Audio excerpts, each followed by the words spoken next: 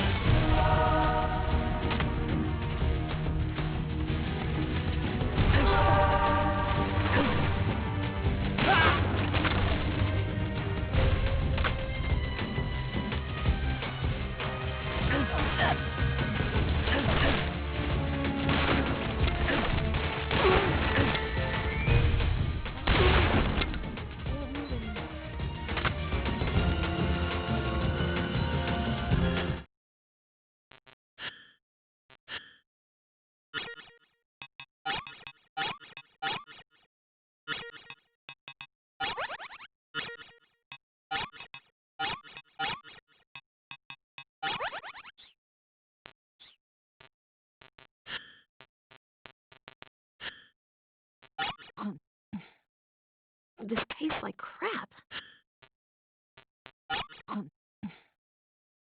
Yuck. What did you give me? Can I have seconds?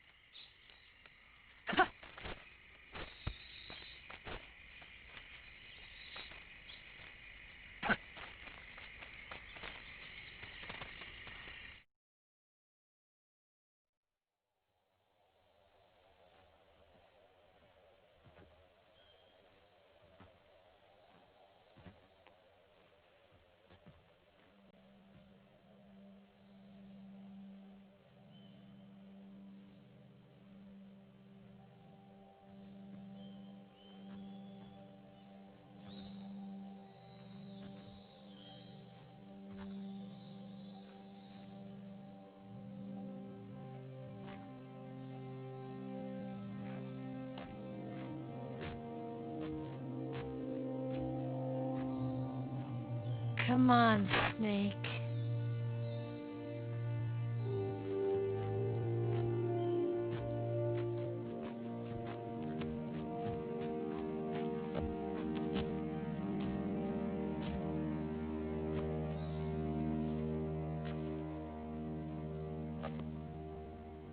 You made it. We made it.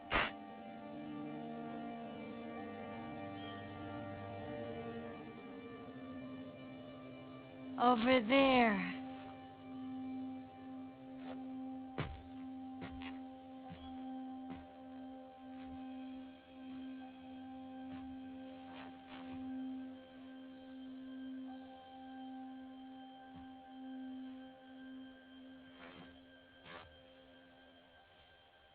It's the boss, isn't it?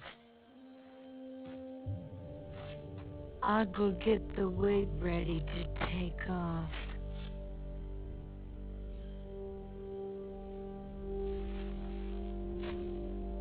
Right.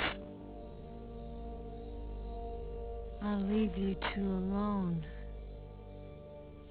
But come back in one piece, okay?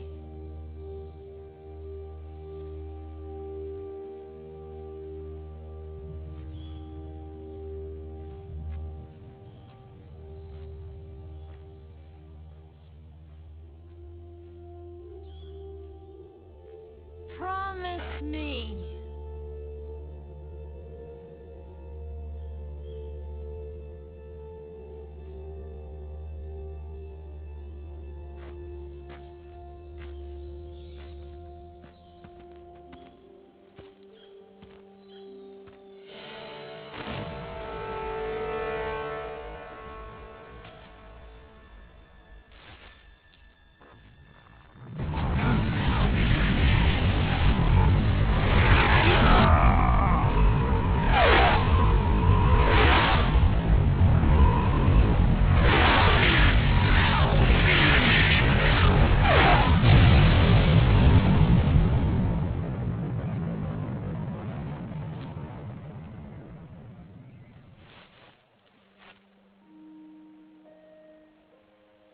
Life's end. Isn't it beautiful?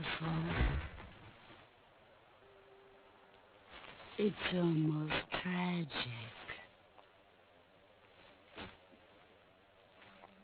When life ends, it gives off a final lingering aroma.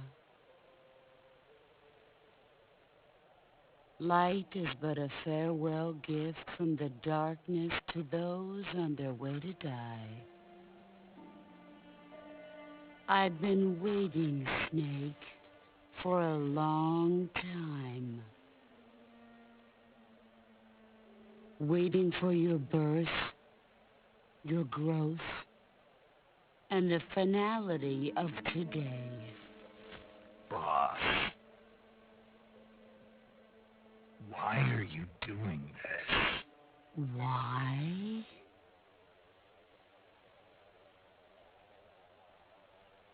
To make the world one again. The world used to be whole. But with the end of the Second World War, the philosophers began to fight amongst themselves, and the world was torn apart. The Cobras, my comrades who trained and fought alongside me, were torn apart as well. The foibles of politics and the march of time can turn friends into enemies just as easily as the wind changes. Ridiculous, isn't it? Yesterday's ally becomes today's opposition. And this Cold War?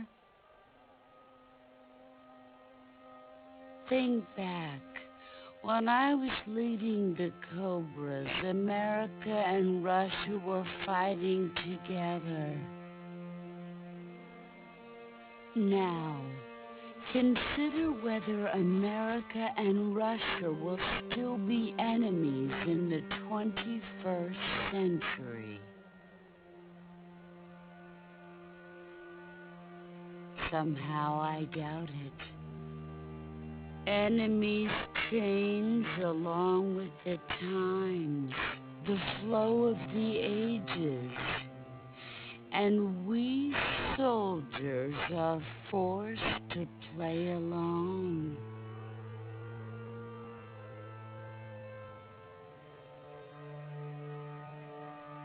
I didn't raise you and shape you into the man you are today just so we could face each other in battle.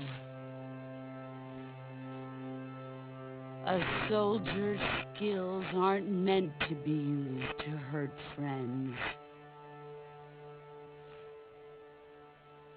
So then what is an enemy? Is there such a thing as an absolute timeless enemy?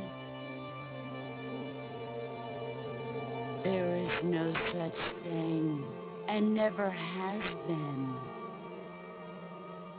And the reason is that our enemies are human beings like us. They can only be our enemies in relative terms.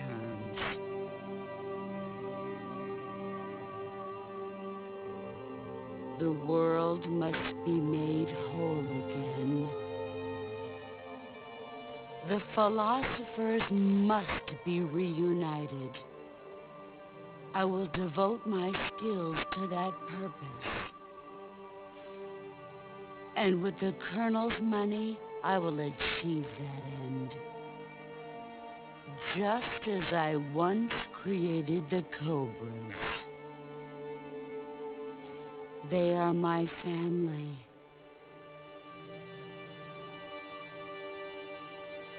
I may no longer be able to bear children, but I still have a family.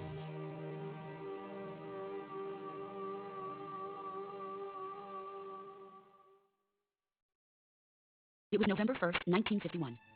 I was in the Nevada desert participating in atomic testing. The name Nevada is derived from Spanish, covered in snow, white as snow. And snow is exactly what I saw in that Nevada desert. It froze my blood white. Snake, you were an atomic test subject, weren't you? On Bikini Atoll. That's part of the reason I was drawn to you. You and I are alike. We're both slowly being eaten away by the karma of others. We'll never have the chance to die peacefully of old age. We have no tomorrow. But we can still have hope for the future. In 1960, I saw a vision of the ideal future, from space. 3 years earlier, the Soviet Union had succeeded in launching Sputnik, the first man-made satellite in history, into orbit. This came as a huge shock to the United States. In response, America threw everything it had into its own manned spaceflight project, the Mercury program. Even as the Soviets seemed poised to send their first man into space, America was still experimenting with chimpanzees and rockets. The government wanted human data, so they secretly decided to send a human being into space. I was the one they chose. At the time, they didn't have the technology to block out cosmic rays, and whoever they sent up would inevitably be exposed to heavy radiation. That's why they chose me. After all, I'd already been irradiated once. Of course, you won't find any of this in the history books. I could see the planet as it appeared from space. That's when it finally hit me. Space exploration is nothing but another game in the power struggle between the US and the USSR. Politics, economics, the arms race, they're all just arenas for meaningless competition. I'm sure you can see that, but the Earth itself has no boundaries. No East, no West, no Cold War. And the irony of it is, the United States and the Soviet Union are spending billions on their space programs and the missile race, only to arrive at the same conclusion. In the 21st century, everyone will be able to see that we are all just inhabitants of a little celestial body called Earth. A world without communism or capitalism, that is the world I wanted to see. But reality continued to betray me. In 1961, I was sent to Cuba, to Bahia de Cuchinos. It was part of a CIA-sponsored invasion, under the guise of taking Cuban exiles back to their country. But the U.S. government betrayed them. Our weak-kneed president held back their air support. Defenseless, the exiles were annihilated by the Cuban army. All I could do was watch in silence. I was set up by the very country I'd sacrificed so much for, by the very government I dedicated my life to defending. I was driven from the surface world, and I went underground. Then, 2 years ago, I faced Pissarro, my old comrade in battle. He was my friend. But one of us had to die. I was left with no choice. The sorrow gave his life for me. There is no enmity between us. One must live, and one must die. That was the mission. The ones who gave me that mission were the philosophers. Early in the 20th century, the true holders of power in the United States, the Republic of China, and the newly formed Soviet Union gathered together in a secret meeting that would later be known as the Wise Men's Committee. The secret pact they formed there marked the beginning of the philosophers. But the last of the original members died in the 1930s. After that, the organization began to run out of control, and the Wise Men's Committee degenerated into a mere shell of its former self. The philosophers of today have no sense of good or evil. Their influence extends to countries and organizations involved in every aspect of every war. They have become war itself. That's how they operate.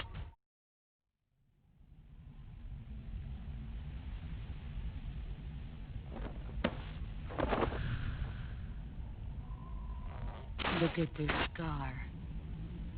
This is proof that I was once a mother.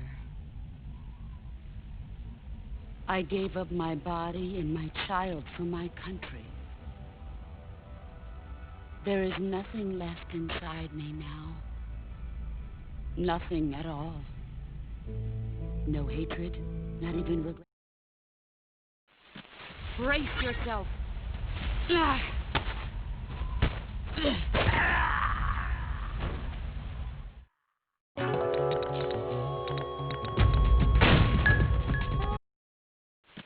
Brace yourself.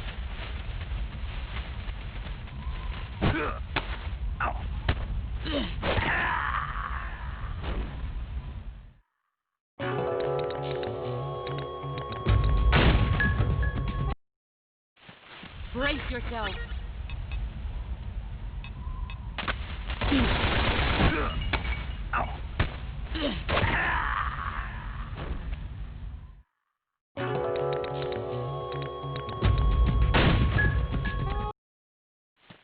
Brace yourself.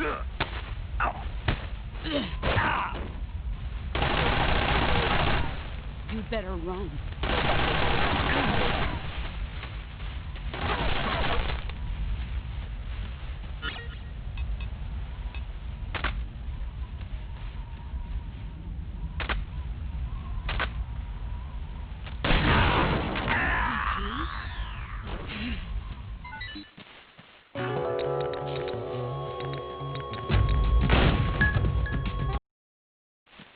Brace yourself.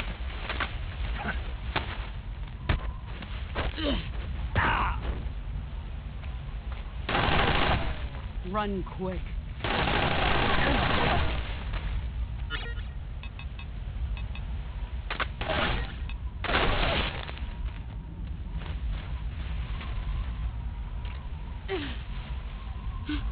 He's gone.